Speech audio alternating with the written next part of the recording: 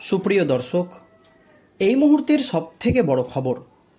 দর্শক, মুখ্যমন্ত্রী মমতা ব্যানার্জির আমন্ত্রণে দীঘার জগন্নাথ মন্দির উদ্বোধনে গিয়ে রাজ্য রাজনীতিতে একেবারে ঝড় তুলে দিয়েছে বিজেপির প্রাক্তন রাজ্য সভাপতি দিলীপ ঘোষ।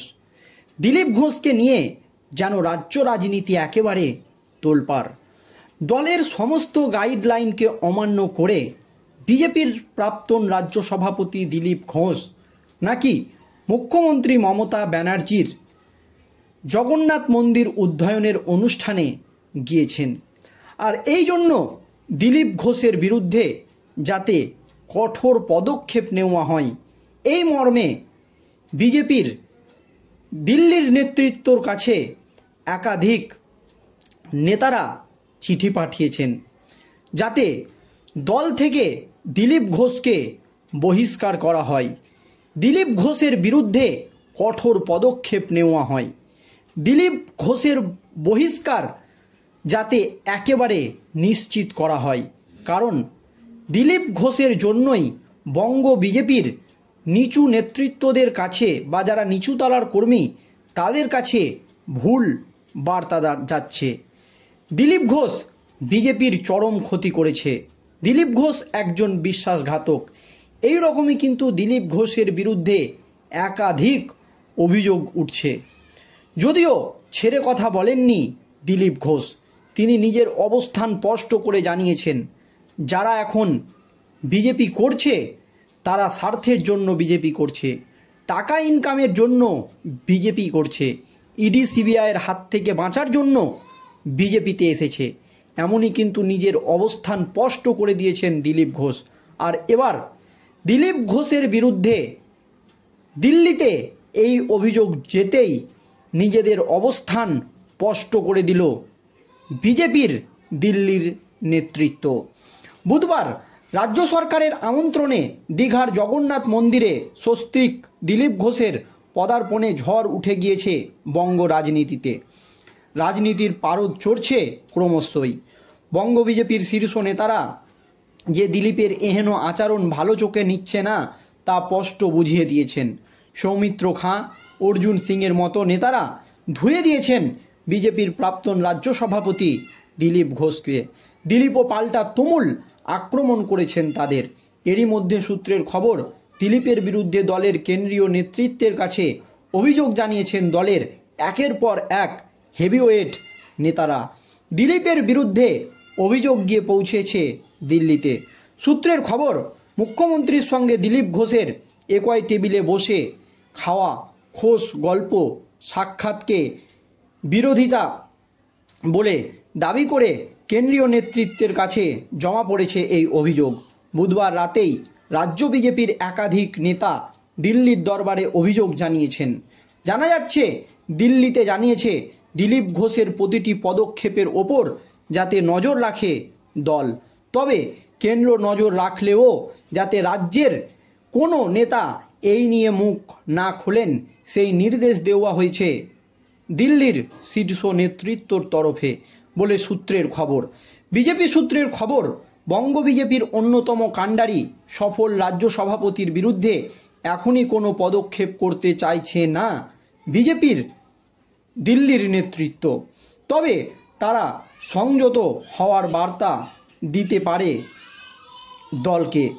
এছাড়াও কারণ হিসাবে বিধানসভা নির্বাচনের আগে সংঘের পুরনো সদস্যকে বহিষ্কার করলে তা বাংলার গেরুয়া শিবিরের জন্য বড়সড় ধাক্কা হতে পারে, যেখানে দিলীপ নিজেই বলেছেন শুধুমাত্র সৌজন্য সাক্ষাৎ ছিল। উল্লেখ্য, সুকান্ত দলের হয়ে দু এক কথা বললেও দিলীপকে নিয়ে যাবতীয় প্রশ্ন এড়িয়ে গিয়েছেন রাজ্যের বিরোধী দলনেতা শুভেন্দু অধিকারী। কেন্দ্রীয় নেতৃত্বর বার্তা মেনেই শুভেন্দুর এই মুভ বলে মনে করছে রাজনৈতিক বিশ্লেষকরা। বৃহস্পতিবার নাম না করে দিলীপ ঘোষ শুভেন্দু অধিকারীকে তোপ দাগলেও সেই প্রসঙ্গে বিরোধী দলনেতাকে প্রশ্ন করা হলে তিনি বলেন, এ ব্যাপারে আমি কোনো মন্তব্য করব না, গতকালই আমার অবস্থান স্পষ্ট করে দিয়েছি।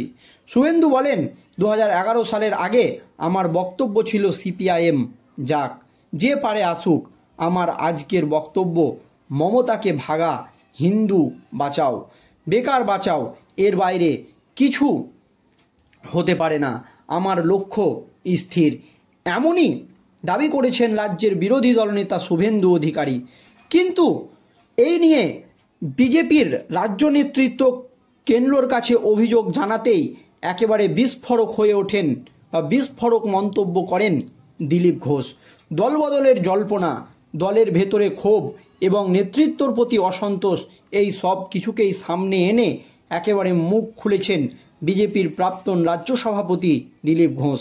দীঘায় জগন্নাথ মন্দির উদ্বোধনে রাজ্য সরকারের আমন্ত্রণে উপস্থিত হয়ে যেমন রাজনৈতিক মহলে আলোড়ন তুলেছেন, তেমনি এবার দলের একাংশকে চাঁচাছোলা ভাষায় আক্রমণ করে রাজ্য রাজনীতির কেন্দ্র হয়ে উঠেছেন দিলীপ ঘোষ।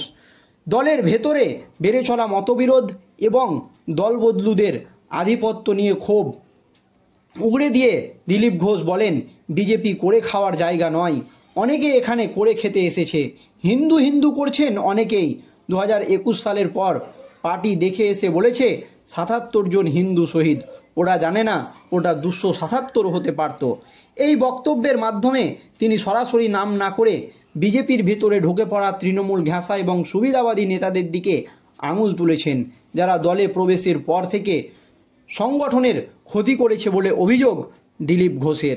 নিজের রাজনৈতিক অতীত টেনে এনে দিলীপ ঘোষ জানান, আজ দলে এমন লোক আছে যাদের বিরুদ্ধে লড়াই করে আমি দল গড়েছিলাম, আজ তারা দলে এসে দাপট দেখাচ্ছে। আমি 77 জন বিধায়ক সাংসদ দিয়েছিলাম, এখন সংখ্যা কমেছে। প্রশ্ন করুন তাদের কেন গ্রাফ নিচে নামছে, আমরা জিততে ভুলে গিয়েছি। এই মন্তব্যে তিনি স্পষ্ট ইঙ্গিত করেছেন 2021 সালের বিধানসভা নির্বাচনের পর বিজেপির অবনতির জন্য দায়ী কিছু নির্দিষ্ট দলবদলু নেতা এবং দলীয় স্বার্থের বিরুদ্ধে কাজ করা কিছু প্রভাবশালী নেতা। দলবদলের জল্পনা প্রসঙ্গে দিলীপ ঘোষ বলেন, দিলীপ ঘোষ মরে যাবে কিন্তু বিজেপি ছাড়বে না। এই এক কথায় তিনি দলের প্রতি নিজের আনুগত্য স্পষ্ট করে দিয়েছেন। সেই সঙ্গে বুঝিয়ে দিয়েছেন তাকে ঘিরে যে রাজনৈতিক কৌশল বা গুজব ছড়ানো হচ্ছে তাতে তিনি একেবারেই বিচলিত নন।